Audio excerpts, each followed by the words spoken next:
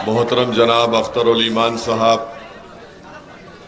बिहार प्रदेश के मजलिस इत्तेहादुल मुस्लिमीन के सदर व रुकन असम्बली, मोहतरम जनाब इंजीनियर आफ्ताब साहब, जनरल सेक्रेटरी बिहार प्रदेश मजलिस इत्तेहादुल मुस्लिमीन, मोहतरम जनाब आदिल हसन साहब, यूथ सदर बिहार मजलिस इत्तेहादुल मुस्लिमीन वो तर्जुमान मजलिस इत्तेहादुल मुस्लिमीन, पार्टी पुत्रा के मजलिस इत्तेहादुल मुस्लिमीन के उम्मीदवार मोहतरम जनाब फारूक रजा दबलू साहब, शहनशीन पर तशरीफ फरमा बिहार प्रदेश के पार्लियामेंट्री बोर्ड के मेंबर मुफ्ती जावेद कासमी साहब, मोहम्मद असलम साहब, मेराज नूर साहब, नियाज अहमद साहब, हमारे भाई पंडित अनिल मिश्रा जी,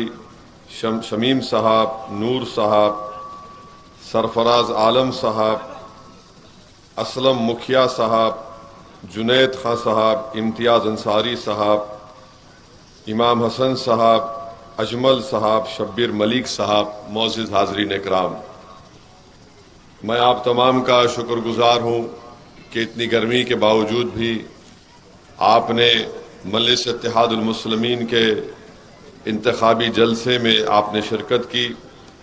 मेरी आप तमाम से गुजारिश है कि मजलिस के उम्मीदवार मोहतरम फारूक रजा साहब, जिनका इंतखाबी निशान पतंग छाप है, आप उनको अपना वोट देकर पहली तारीख के दिन यहाँ से अपना एक नया सांसद और MP मुंतखब फरमाइए।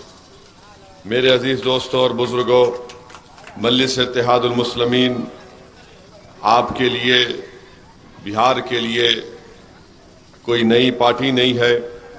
अल्हम्दुलिल्लाह 2015 से मोहतरम जनाब अख्तरुल ईमान साहब मजलिस इत्तेहादुल मुस्लिमीन के इस परचम को लेकर सीमांचल की सरजमीन से मजलिस की शुरुआत की। आज अल्हम्दुलिल्लाह बिहार के मुख्तलिफ ज़िलों में मजलिस इत्तेहादुल मुस्लिमीन एक ताकतवर मुकाम को हासिल किया।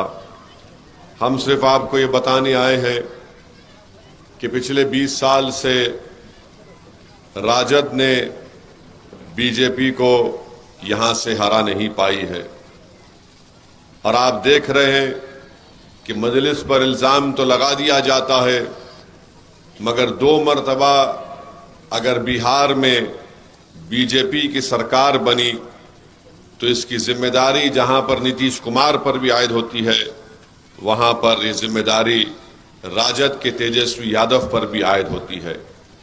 आप थोड़ी देर के लिए सोचिए, अगर हम नीतीश कुमार के साथ खुदा ना खास्ता अलायंस कर लेते और वो छोड़कर बीजेपी के साथ सरकार बना लेते, तो पूरा मीडिया ये पुकारता, जो अपने आप को सेकुलर कहते हैं, वो सेकुलर नहीं है, नाम निहाद सेकुलर उनको कहना है। वो तमाम नाम निहाद सेकुलर कायदीन भी पुकार कर कहते कि ओवैसी की वजह से बिहार में बीजेपी की सरकार बन गई।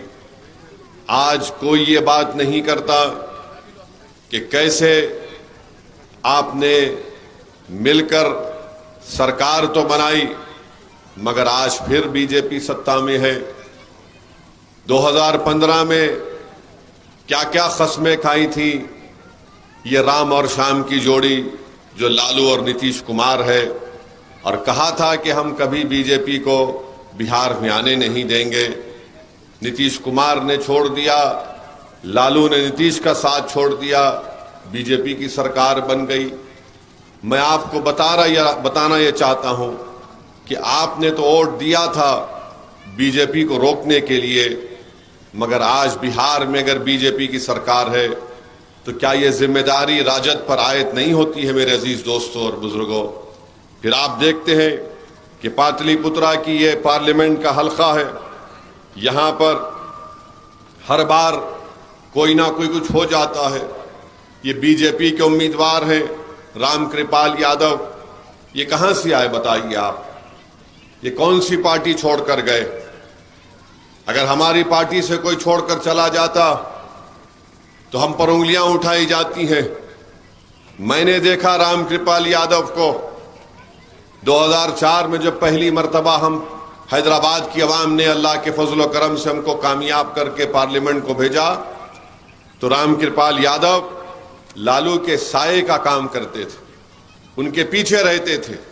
और आज वो भाजपा में चले गए, मगर हम चुनाव लड़ रहे हैं बिहार में, तो राजद के पेट में दर्द शुरू हो जाता है कि ओवैसी यहां पर क्यों आए हैं, वोट काटने के लिए आए हैं। यकीनन रामकृपाल यादव बहैसियत एक एमपी के, उन्होंने क्या आदर्श ग्राम योजना में कोई काम करवाया? रामकृपाल यादव ने पाटलिपुत्रा के इस पार्लियामेंट के हलके में उन्होंने एक गांव को अपनाया था। 10 साल में अब तक रामकृपाल यादव ने वो उस गांव को नहीं जा सके। हम आपसे कह रहे हैं कि हमने एक बेहतरीन उम्मीदवार फारूक रजा साहब को दिया है। अगर यहाँ की जनता उनको अपना नया सांसद बनाएगी तो ये एक तारीखी मुकाम है। पाटलिपुत्रा हजारों साल की यहाँ पर तारीख और तहजीब है, इसको हम बेहतर से बेहतर एक टूरिज्म का सेंटर बना सकते। यहाँ पर मानेर शरीफ की दरगाह भी है, हमारे हिंदू भाइयों का भी एक आस्था का मुकाम है। तो मैं आपको ये बताना चाह रहा हूँ कि यहाँ के नौजवान दिल्ली को जाते हैं रोजगार की तलाश में, मुंबई को जाते हैं, कभी हैदराबाद को आते हैं। यहाँ पर इस पार्लियामेंट के क्षेत्र में मसौरी रेलवे क्रॉसिंग के ऊपर ब्रिज अब तक नहीं बना। नीतीश कुमार और तेजस्वी डिप्टी चीफ मिनिस्टर रहे और ब्रिज नहीं बनता।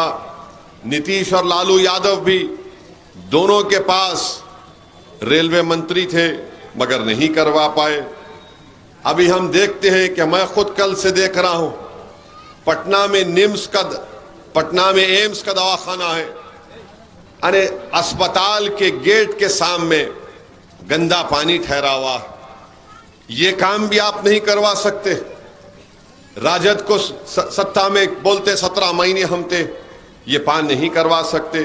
फुलवारी शरीफ में आए दिन यहां पर ट्रक का एक्सीडेंट होता है और उन ट्रक्स के लिए हाईवे नहीं बनाया जाता। फिर मैं आपको बताना चाह रहा हूं कि हम पर इल्जाम लगाने वाले ये भूल जाते हैं कि हम सिर्फ किशनगंज लड़े, पूर्णिया, कटिहार, अररिया हम नहीं लड़े। अगर हम वो लड़ते तो क्या हो जाता मालूम आपको? ये लोग इलेक्शन लड़ भी नहीं पाते। और हम इसलिए नहीं लड़े क्योंकि अख्तरुल ईमान की दरिया दिली की वजह से हम नहीं लड़े। उन्होंने कहा कि सर तस्लीमुद्दीन साहब मरहूम सीमांचल के गांधी के नाम से याद किए जाते हैं, तो हम उनके बेटे के खिलाफ उम्मीदवार ना खड़ा करें। फिर दूसरा उन्होंने कहा कि सर हम सिर्फ किशनगंज लड़ते हैं, सीमांचल की एक ही सीट हम लड़ेंगे। मैं कहता रहा मगर मुझे अपने प्रदेश के सदर की बात को मानना पड़ा और उसका नतीजा क्या निकला? राजद ने हमारे 4 एमएलए को खरीद लिया। अख्तरुल ईमान साहब, आफ्ताब साहब, मंजलिस के कई सैकड़ों अराकीन ने 5 साल मेहनत की हैदराबाद से माजिद हुसैन के साथ, और सीमांचल की जनता ने वहां पर हमारे 5 एमएलए को कामयाब किया। लालू यादव ने और तेजस्वी यादव ने, नीतीश कुमार ने उस 4 एमएलए को खरीद लिया। और क्यों खरीदा उन्होंने? क्योंकि वो नहीं चाहते थे कि बिहार में आपकी एक सियासी लीडरशिप बनकर उभरे। लालू को तकलीफ हो गई, तेजस्वी परेशान हो गए। ये कौन लोग हैं जो हैदराबाद से आकर बिहार में एक मुसलमानों की अल्पसंख्यक समाज की सियासी लीडरशिप को पैदा कर रहे हैं? इनको तकलीफ इस बात की हो गई कि वो समाज के लोग हैं जो हमारी सामने नजर मिलाकर नहीं बात करते, जो उनको कहते हैं वो उसका हुक्म मानकर तामील करते हैं। ये कौन है जिन्होंने आज हमारे सामने इनको लाकर खड़ा कर दिया? तकलीफ तेजस्वी को क्यों हुई, नीतीश को क्यों हुई? क्योंकि ये समझते हैं कि मुसलमान इनका बंदी है, मुसलमान इनका यरगमाल बना कर रखेंगे, मुसलमानों को गुलाम बना कर रखेंगे और जैसे चाहे उनको इस्तेमाल करेंगे, इनका इस्तेसाल करेंगे, इनको धोखा देकर वोट लेंगे। मगर मजलिस जब बिहार में आई तो हमने इन तमाम से कहा कि अब हम तुम्हारे मोहताज नहीं रहेंगे, अब हम तुम्हारी गुलामी नहीं करेंगे, बल्कि हम अपने वोटों से अपनी पार्टी के उम्मीदवारों को कामयाब करके हम अपने मुस्तकबिल के फैसले हम खुद करेंगे। तो ये बात किसी को पसंद नहीं आई। बीजेपी परेशान हो गई कि आखिर कौन लोग हैं ये जिसका हम डर दिखाते थे, आज वो जमहूरियत को मजबूत कर रहे हैं।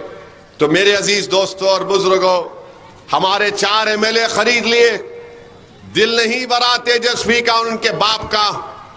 तो जिस दिन मतदान था किशनगंज का, उस दिन लालू यादव जो अब ज़ईफी में आ चुके हैं, उन्होंने एक वीडियो बनाकर कहा कि अख्तर ईमान को वोट मत दो, कांग्रेस का साथ दे दो, तुम्हारे वोट काटने के लिए ओवैसी आया है। अरे लालू जी, तुम यहां से हार गए पाटलिपुत्रा से, क्या तुमने भी कुछ पैसे लेकर हारे थे क्या बीजेपी से? बताओ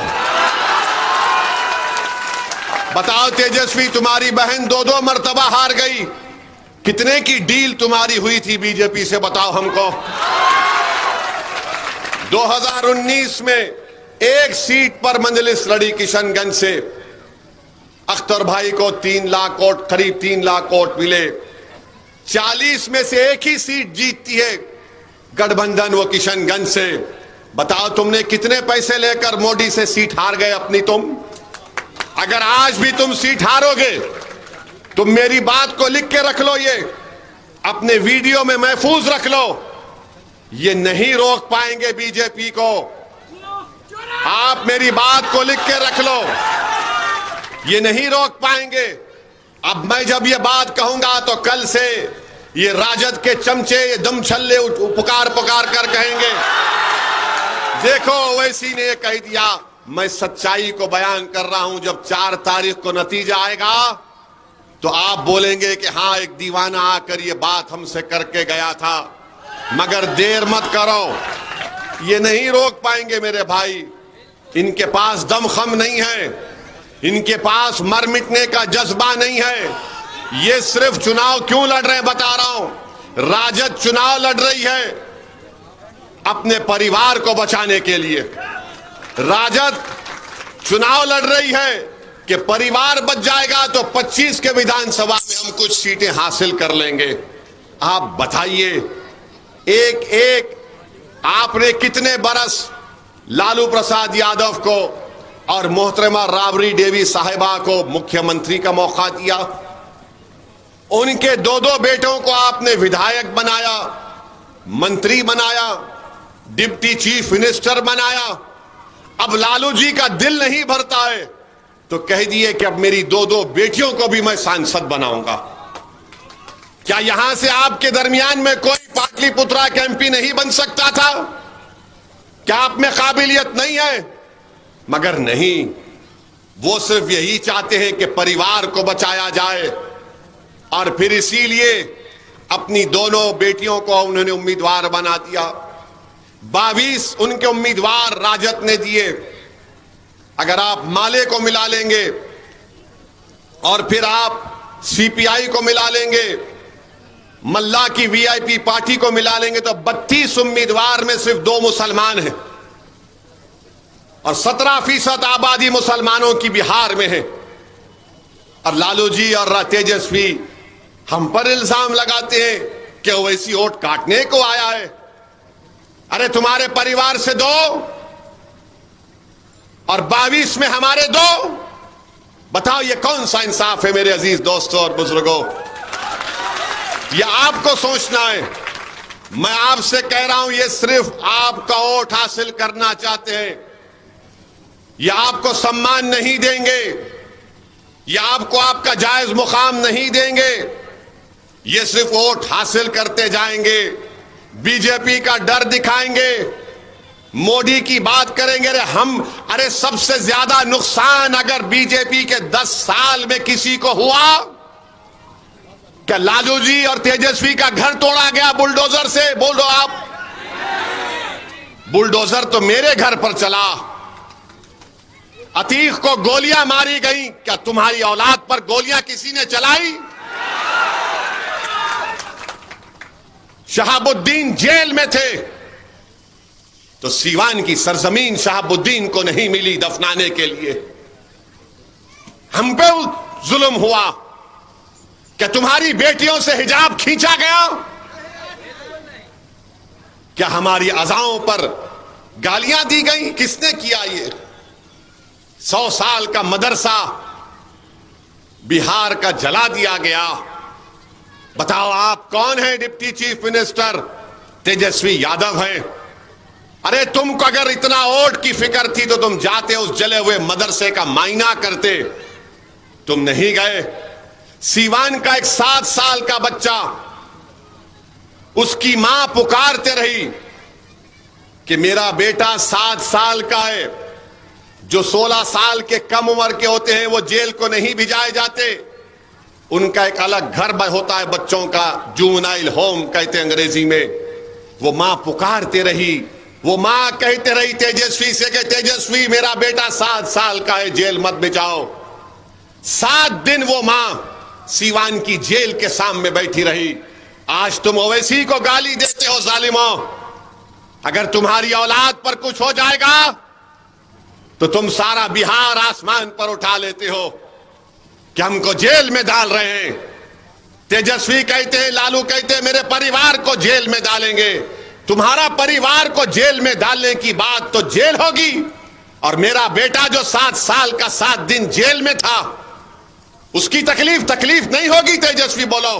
तुम डिप्टी चीफ मिनिस्टर थे, तुमने क्या किया? तुमने हमारे 4 जर खरीद गुलामों को तुमने खरीद लिया, जमीर फर्शों को। उन्होंने जमीर बेचा और तुमने उनको खरीद लिया। और एक ऐसा एमएलए है हमारा जिसको इन्होंने खरीदा, कितने में उसको मालूम हुआ कि उसको 70 लाख या 1 करोड़ रुपया दिया गया। वो जाकर अपना ईमान बेच दिए और दुबई में होटल खोलते हैं। वो दुबई में होटल खोला, होटल का इनॉग्रेशन करवाया क्रिकेटर अजहरुद्दीन से। और आपको मालूम होटल का नाम क्या रखा उसने? हैदराबाद बिरयानी हाउस। यानी हम सब 5 साल तूफान आया, सैलाब आया, जमीन कट रही है, हम दौड़ रहे हैं। सीमांचल की जनता ने उनको कामयाब किया तो उन्होंने हमारी पार्टी को धोखा दिया।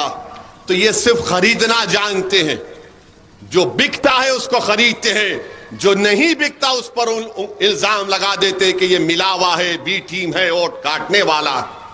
तुम जितने इल्जाम लगाते लगा लो, मुझे उसकी फिक्र नहीं है, क्योंकि जब हम सब दोबारा जिंदा किए जाएंगे उस वक्त ये जो इल्जाम लगाने वाले हैं, तुम तैयार रहना, अल्लाह के दरबार में तुमको जवाब देना पड़ेगा। जब मुझे कोई फिक्र नहीं है, अल्हम्दुलिल्लाह मुझे कोई फिक्र थी ना रहेगी। तुम्हारे इन झूठे इल्जामात की मैं परवाह भी नहीं करता। बल्कि सुनो राजद और कांग्रेस के लोगों, तुम्हारी झूठ को मैं अपनी जूती पर भी नहीं रखता हूं। तुम सिर्फ झूठ बोल सकते हो। मेरे अजीज दोस्तों और बुजुर्गों, इसीलिए हम आपसे कह रहे हैं कि अपनी ताकत दिखाइए। हमने यहां पर फारूक रजा को हमारा उम्मीदवार बनाया तो लालू परिवार पाटलिपुत्रा के गांव गांव फिर रहा है भीख मांगते हुए कि हमको वोट दे दो, मंजलिस को वोट मत दो। अगर हम उम्मीदवार नहीं देते तो क्या लालू का परिवार फिरता गांव में? मगर क्योंकि यहां से हमने एक शेर को उतारा तो शेर के डर से सब भाग रहे हैं। इनको डर इस बात का है, अगर यहां से फारूक रजा आगे बढ़ जाएगा, यहां की जनता में सियासी क़ियादत का पैगाम पहुंचा देगा जो होगा, तो तेजस्वी को इस बात का डर है कि अगर इस चुनाव में नहीं रोक पाए तो विधानसभा में ये तो हमारी गिल्ली को उड़ा देंगे, हम उड़ाएंगे तुम्हारी गिल्ली को इंशाअल्लाह। तुम ये समझ रहे हो कि हम सिर्फ ये पार्लियामेंट का चुनाव लड़के चले जाएंगे, पाटलिपुत्रा से नहीं जाएंगे। लिख के रख लो तेजस्वी और तुम्हारा परिवार, जब विधानसभा का चुनाव आएगा तो यहां पर जितने विधानसभाएं, वहां से मजलिस अपना प्रत्याशी उम्मीदवार को खड़ा करेगी और ओवैसी खुद आएगा प्रचार करने के लिए, जैसा आज मैं आया हूं। मेरे अजीज दोस्तों और बुजुर्गों, हम आपसे फिर से अपील कर रहे हैं कि वोट एक अमानत है और इस अमानत को सही इस्तेमाल करिए। तीसरी बात की है, अभी अख्तरुल ईमान साहब ने अपनी बसीरत अफरोज किताब में जाति जनगणना की बात की। यहां पर पालीगंज में हमारे अंसारी भाई बहुत रहते हैं। मैं उनको बताने के लिए कह रहा हूं कि अंसारी भाइयों की आबादी बिहार में 46 लाख है ना अख्तर भाई, 46,34,235 है। अब हम ये नाम लेके जा रहे हैं, कल से बल्कि आज शाम से तेजस्वी और लालू परिवार अंसारी भाई शुरू हो जाएंगे। अभी नहीं बोल रहे थे। अंसारी भाइयों की आबादी 46,34,245 है। कितने साल लालू राबड़ी मुख्यमंत्री थे? 12 साल, 15 साल थे। तेजस्वी डिप्टी सीएम करीब 3 साल रहे होंगे, 3.5 साल, माने 19 साल के करीब राजद की सरकार। 46,34,245 अंसारी भाइयों की आबादी बिहार में है। आपको नौकरी कितनी मिली और कितनी मिलनी, हम बताते हैं कितनी मिलनी चाहिए थी आपको। आपको नौकरी मिलना चाहिए था 48,650, 48,650। हाँ कितना नहीं है वो, आप लिख के दिए 100। अच्छा 78,000 अख्तर भाई कह रहे, चलिए मानते हैं। मिली कितनी नौकरी आपको?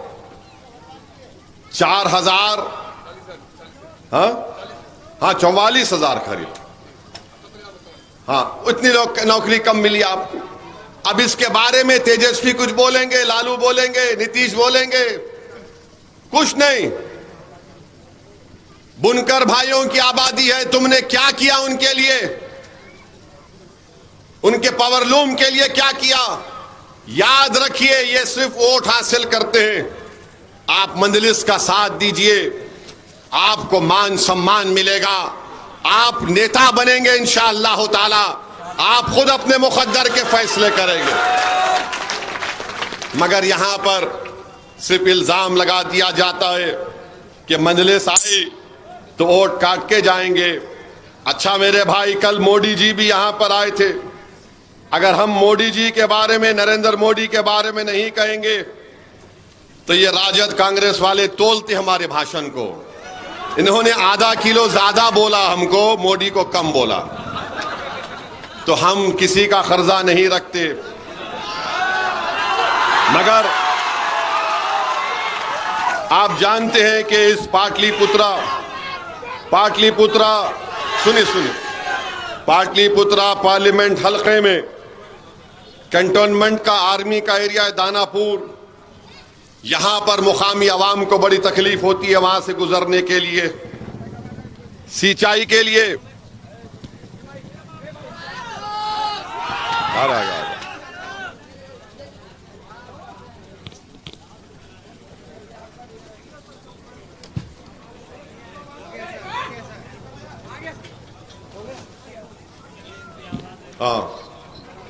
सिंचाई के लिए पालीगंज में किसान को पानी नहीं मिलता, और फिर जो नदी के किनारे का इलाका है दियारा, वहां पर आज भी लोग विकास के लिए तड़प रहे हैं।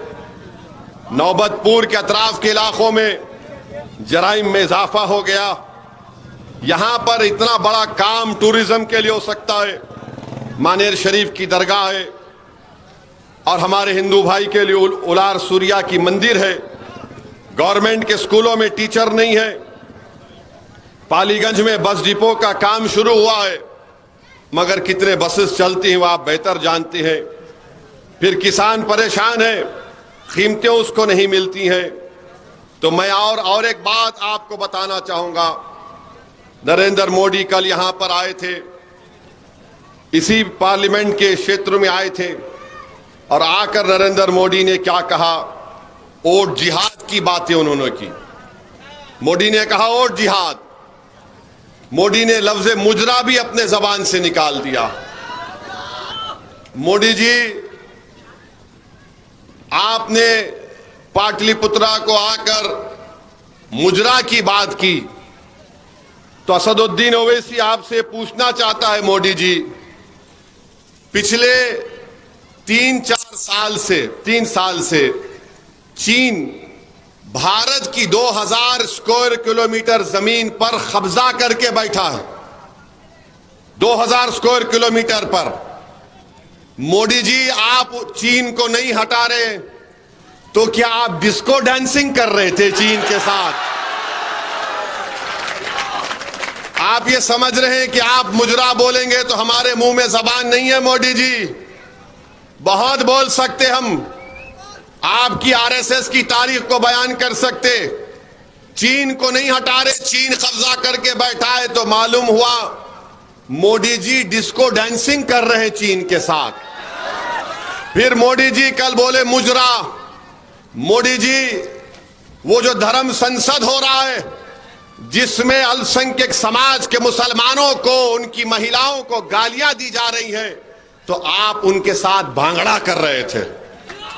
आप उनके साथ भांगड़ा कर रहे थे। मोदी जी, जो लोग बुलडोजर चला रहे और जो लोग CAA कानून को लागू करके हमारी शहरियत हमसे छीनना चाह रहे, आप उनके साथ भरतनाट्यम कर रहे हैं। मोदी जी, मेरे अजीज दोस्तों और बुजुर्गों, ये इनका मामला है। नौजवानों, अब तो मोदी जी ये कह रहे हैं कि मैं बायोलॉजिकल तरीके से पैदा नहीं हुआ। आप और हम तो पैदा हुए ना अम्मा की पेट से, हमारे पैदा हुए ना। अब मोदी जी बोल रहे कि मैं वैसा नहीं पैदा हुआ। मोदी जी, आप इंसान भी है या नहीं, हमको डर हो रहा है। मैं बायोलॉजिकल नहीं हूं, फिर क्या है आप? नहीं, मुझे ऊपर वाले ने खास मकसद के लिए पैदा किया है। मोदी जी, यकीनन आपका मकसद एक ही है कि जिस तरह 10 साल में आपने भारत के नौजवानों को, गरीबों को ठगा। आपने 2014 में कहा था भाइयों बहनों 15 लाख आएंगे, आपने गरीब की गरीबी का मजाक उड़ाया। आपने कहा था 2 करोड़ नौकरियां दूंगा, आपने भारत के नौजवानों का मुकद्दर बेरोजगारी बना दिया। फिर 2019 का चुनाव आया तो मोदी ने कहा भाइयों बहनों मैं चौकीदार, कहा था ना, मैं चौकीदार। आप सोचिए, अच्छे दिन से 15 लाख, फिर चौकीदार, अब चौकीदार से कह रहे हैं कि मैं खुद एक भगवान हूं।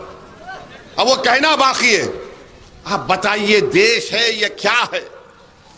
जो प्रधानमंत्री बनता है, जो सांसद बनता है, जो विधायक बनता है, जो सरपंच बनता है, जिला परिषद चेयरमैन बनता है, वो आवाम का खादिम होता है, वो आवाम से बड़ा नहीं होता है। अब देश के प्रधानमंत्री मोदी जी कह रहे कि मैं भारत से बड़ा हूं, मुझे ऊपर वाले ने खास मकसद के तहत पैदा किया।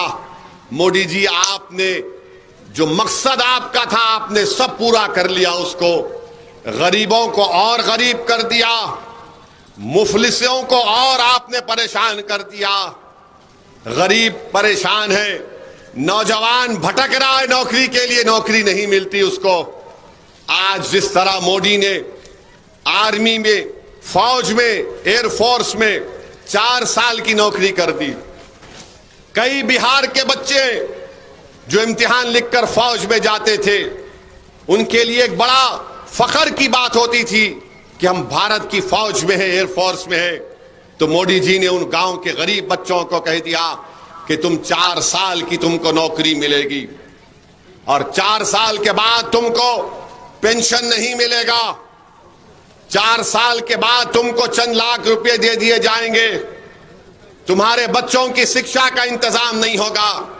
मैं बिहार के युवाओं से, भारत के युवाओं से कह रहा हूं, अगर मोदी तीसरी मर्तबा वतन अजीज के वजीर आजम बनेंगे तो सीआरपीएफ में, बीएसएफ में, रेलवे पुलिस फोर्स में, आईटीबीपी में सबको 4 साल की नौकरी देंगे और उसके बाद उनको बेरोजगार कर देंगे।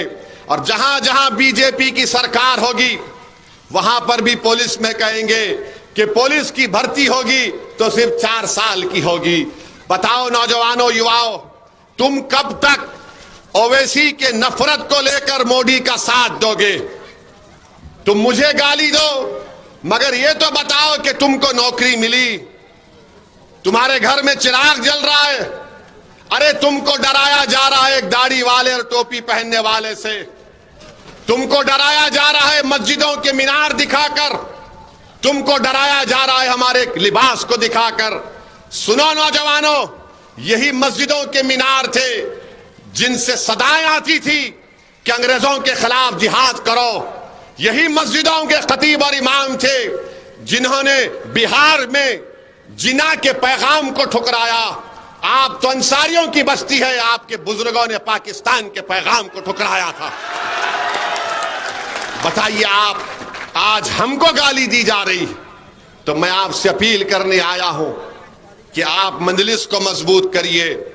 हम कभी भी किसी समुदाय के खिलाफ थे ना है ना कभी रहेंगे इंशाअल्लाह ताला। हमारा मकसद एक ही है कि जो कमजोर है उसको इंसाफ मिले, जो गरीब है उसको रोजगार मिले। हमारा मकसद एक ही है कि हिस्सेदारी जब होती है तो सबको बराबर मिलना चाहिए।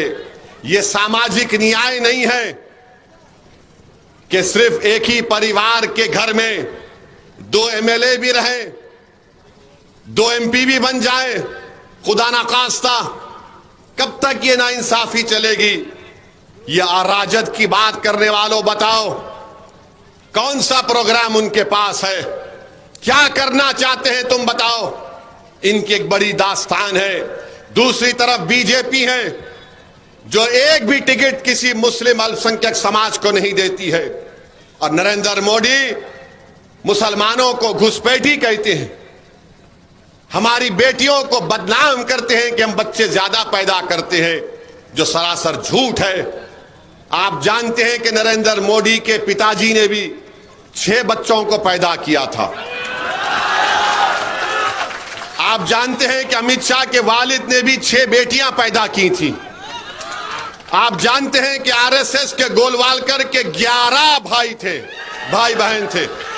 मगर मोदी जी सबको भूल जाते हैं। इंसान जब गुरूर और अहंकार का शिकार होता है तो नीचे नहीं देखता, सिर्फ आगे देखते रहता है और उसको अतराफ में कुछ नजर नहीं आता। मोदी जी आप कब तक बदनाम करेंगे? 10 साल में आप देख रहे हैं कि बीजेपी को जब से सत्ता मिली, भारत के 17 करोड़ गयूर मुसलमानों को बदनाम करने के लिए लव जिहाद के नाम पर झूठी पिक्चर बनाई जाती है। कभी ये पिक्चर बना दी गई, कभी कश्मीर फाइल बना दी गई, तो कभी केरला की लव जिहाद पर एक कहानी बना दी गई, तो कभी पिक्चर बना दी गई कि बच्चे ज्यादा पैदा करते हैं। अरे पिक्चर बनाने वालों, तुम कब तक मुसलमानों का थूक चाटते रहोगे? बताओ, देश में बेरोजगारी पर क्यों नहीं बनाते पिक्चर? अरे मुसलमानों का तलवों को चाटने वालों, बताओ भारत में बेरोजगारी कितनी है? बनाओ ना पिक्चर। उस पर नहीं बनाएंगे, क्योंकि बनाएंगे तो इनके बाप मोदी नाराज हो जाएंगे। मगर तुम पिक्चर बनाने से तुम कुछ नहीं कर सकोगे। तुम कुछ बदनाम करने की कोशिश कर रहे, नहीं कर पाओगे। जो दीन सच होता है, हक है, वो हक रहेगा इंशाअल्लाह ताला। मगर ये सबको सब मौका मिल रहा है क्योंकि बीजेपी सत्ता में है। मैं आपको तारीख में लेके जाना चाहता हूं। 1930 हिटलर का जमाना है। जर्मनी है, और जर्मनी में भी हिटलर भी ऐसा ही करता था, पिक्चर बनाता था, बदनाम करता था यहूदियों को। कभी उनको कहते थे कि इनको जर्मनी से मोहब्बत नहीं, कभी इनके खाने को निशाना बनाया जाता था। और उसके बाद क्या हुआ, 60 लाख यहूदियों को हिटलर ने गैस के चेंबर में डालकर उनको मरवा दिया। मेरे भाई होश में आओ, दोस्त को पहचानो। दुश्मन तो अपने अज़ाइम को खुलकर बयान कर रहा है। अगर आज आप इस फर्क को महसूस नहीं करेंगे तो याद रखो, ये जो मासूम बच्चे 12 और 14 साल के हैं, वो कल तुमसे पूछेंगे कि बताओ अब्बू, जब हमारे बर्बादी के पूरे मंसूबे बनाए जा रहे थे, आपने उन मंसूबों को कैसे नहीं रोक पाए? क्या जवाब होगा तुम्हारे पास? क्या जवाब होगा तुम्हारे पास? सोच लो। हम तो कोशिश करते हैं, करते रहेंगे। हमारा मकसद एक ही है कि भारत की राजनीति हो, बिहार की राजनीति हो। जब यहां पर हर समुदाय का एक लीडर है, तो बताओ मुस्लिम अल्पसंख्यक समाज का कौन नेता है? तुम कब तक तेजस्वी को, लालू को, नीतीश को अपना नेता बनाते रहोगे? तुम कब तक इनको मोटा करते रहोगे? तुम कब तक झोली भर भर कर उनको वोट देकर हमारे अरमानों पर, हमारे लाशों पर उनके सियासी महल को तुम कब तक तामीर करवाते रहोगे? मेरे अजीज दोस्तों और बुजुर्गों, मेरी आपसे अपील है कि अपनी अहमियत को जानिए, अपने के वोट का सही इस्तेमाल करिए। यकीनन बीजेपी को रोकना है। क्यों नहीं रोकेंगे बीजेपी को? आज बीजेपी कह रही है कि यकसा सिविल कोड को नाफिज करेंगे।